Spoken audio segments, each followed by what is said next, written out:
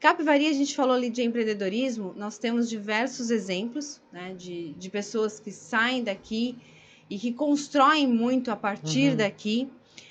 Eu sinto falta da gente ter essa área para desenvolvimento, até porque é um município pequeno, né, com 50 quilômetros uhum. quadrados, é um município pequeno, mas acho que a gente tem um potencial muito grande e trabalhar junto com esses jovens. Você que está numa universidade, você que dá aula, como você vê esses jovens inseridos no mercado de trabalho? Talvez com mais tecnologia. O que você veja como anseio dessa juventude?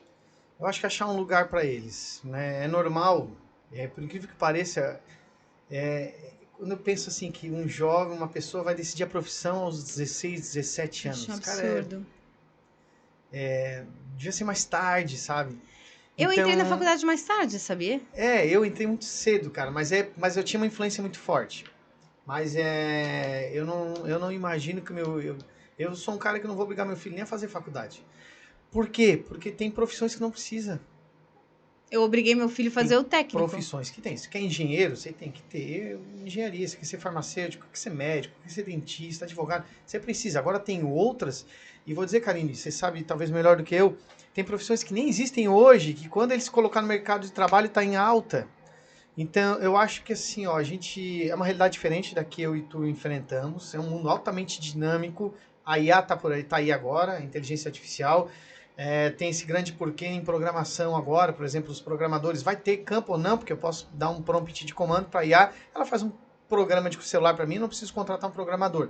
Mas eu acho que o grande lance isso muda. Então nós temos um mercado de trabalho altamente Porque a em criatividade é evolução, humana. é Por humana. mais que a IA programe, ela nunca vai ser criativa O como o nosso storytelling, cérebro. não tem. E queira ou não queira, algo que para mim é todo jovem, uma marca de todo jovem, e isso é atemporal, seja na Idade Média hoje ou daqui a 200 anos, é a sua busca pela sua tribo. E quando ele busca a tribo, ele busca ele mesmo. Eu acho que um bom papel da faculdade, eu acho que a FUCAP faz isso de uma maneira brilhante, na pessoa do professor Expedito, da Cleusa, reitora, e de todo o grupo que ali trabalha, trazer junto desse ensino técnico da profissão um sentido vocacional, com as extensões, etc.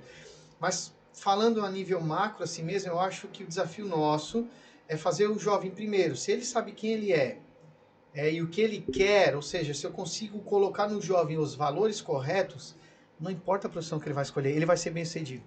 Né? A gente comentou Exatamente. mais cedo que, por mais que o mercado de trabalho esteja saturado em muitas áreas, farmácia, meu Deus do céu, Capivari aqui, tropeçar na esquina, abrir uma farmácia lá. Ao mesmo tempo, não tem concorrência. Não tem. Por que, que eu digo?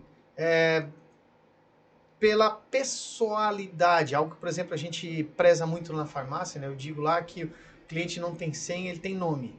Tem locais que tu é o número 21, não, lá você é o fulano de tal. Né? Eu gosto disso. Maicon também tem muito isso, a gente compartilha desse valor. E eu acho que Isso vocês nunca vão mudar, É. porque é a essência de vocês. E eu lembro muito forte de vocês na pandemia, porque a Sofia estava passando por aquele tratamento médico que ela fez, Uhum, né? E que não tinha como fazer injeção nela. Você lembra que foi na época do Covid e eu levava ela no hospital para fazer uhum. injeção. E aí as farmácias não podiam, e tem aquela coisa, e foram em casa fazer, para ela não pegar Covid. Isso. Então, um carinho desse marca, fideliza, nunca mais. É muito legal. Às vezes a gente tá lá, vem um cliente trazer bolo. Esses dias, duas senhorinhas que eu brinquei com elas estavam falando de bolo na minha frente, eu atendendo. Ai, E eu brinquei delícia. com elas, vocês param de falar de bolo. 11 horas da manhã, brincando. Nós vamos te trazer um bolo. Deu 10 dias depois, elas vieram lá pegar medicamento de novo. Trouxe uma torta, um pedaço de torta de Ai, abacaxi pra delícia. mim. E assim, às vezes um vai lá e traz um presente, outro traz outro. Esse carinho, para mim, o que eu acho um valor muito forte aqui, dessa raiz no Capivari. A gente não caiu aqui de paraquedas, a gente tem uma história. O Maico tem uma história aqui, eu tenho uma história, meu pai tem uma história.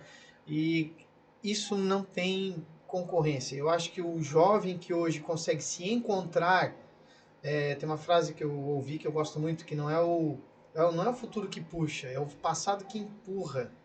Cara, dá para esse jovem um embasamento de caráter, de valores, de princípios, qual área que ele escolher, ele vai ser bem sucedido, ele vai fazer a diferença. Ele vai ser alguém diferente da manada, que não sabe nem para onde vai. Eu acho que para mim o grande desafio hoje é esse aí.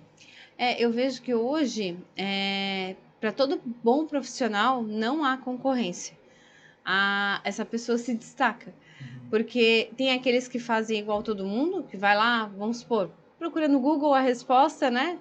Eu digo muito que eu trabalho muito com legislação, eu trabalho muito com norma técnica, e a norma é escrita para todo mundo. Ela é a mesma frase, é o mesmo eixo, mas é você achar nesse eixo uma solução, uma alternativa para o teu cliente, te diferencia de qualquer outro. E é nisso que eu acabo me especializando muitas vezes e acabo trabalhando nisso. É ler e tentar achar a solução naquilo que eu leio. A minha solução que eu preciso é isso. De que forma eu vou encontrar isso aqui? E outros profissionais não fazem isso. Eu vivenciei isso ontem, inclusive, um cliente me chamou para fazer um orçamento. Eu cheguei lá e falei assim, mas você não precisa tirar o seu acesso. Dá para ficar. É permitido por lei. Aí o advogado dizia, não, mas dá para tirar, tem que tirar, porque tem que fazer o PRAD, tem que recuperar. Eu falei, tá, mas você é advogado, eu tô te dizendo que a parte técnica dá para ficar. Aí, não dá. Eu falei, tá, eu digo que dá para ficar. Saí e fui embora. Depois a mulher me ligou, ele me disse que dá mesmo para ficar. Eu falei, sabia que dava. Porque a gente já tem experiência e a gente tenta achar a solução.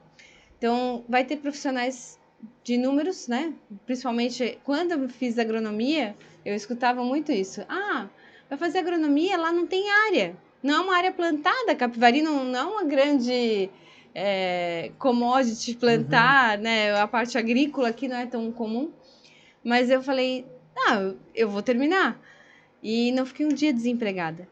Então, eu vejo exatamente isso que você falou, Daniel. Pode ter 100 farmácias, cada um vai ter o seu público, cada um vai ter o seu nicho e cada um vai achar a sua forma de se desenvolver. É como a gente brincou com o Dudu no episódio passado, né? Que ele se destacou sendo que ele também tinha o cachorro-quente, né? Então, a gente achar essas inspirações. Eu acho que para os jovens de hoje em dia, a gente deveria trabalhar também a resiliência, que eu sinto que hoje pouco essa parte de resiliência, de tentar superar os desafios, de encarar os desafios de forma a serem superados e não desistir no primeiro entrave. Às vezes o primeiro degrau está um pouquinho mais alto, a gente tem que fazer um esforço, tem que pular, tem que escalar, mas superar essas adversidades é muito importante. Eu lembro que semana passada eu arrumei um emprego para um aluno meu. E aí ele fez a entrevista de emprego, deu tudo certo, e ele me chamou depois da aula assim, professor, precisava falar contigo um pouquinho e tal, assim, o que foi? Assim, ó, ele me chamou, deu tudo certo, eu tô meio inseguro, porque daí alguém falou pra mim, poxa, mas será que tu vai conseguir fazer? Será que tu vai conseguir dar certo? E eu tô meio assim, falei, cara, vou te ensinar uma coisa que a minha vida me ensinou. Vai. Quando diz o outro, taca ali o pau, faz. É isso aí. Como assim? Falei, cara, tu vai aprender fazendo. Aprender fazendo. Aí eu contei algumas coisas que eu passei, que eu não sabia, quando eu comecei a dar aula de novo, na Uniaselv, e ainda dou aula na Uniaselv também. Depois, quando me chamaram na FUCAP, eu falei, tá, eu vou aprender fazendo. Eu não vou deixar passar. E o máximo que pode acontecer, falei pra ele, o máximo que pode acontecer, poxa, não deu certo. Tudo bem, cara, você aprendeu a maneira como não fazer. Falei, vai. E se tu precisar de ajuda, de conselho, eu tô aqui. Sou teu professor, cara, tô aqui.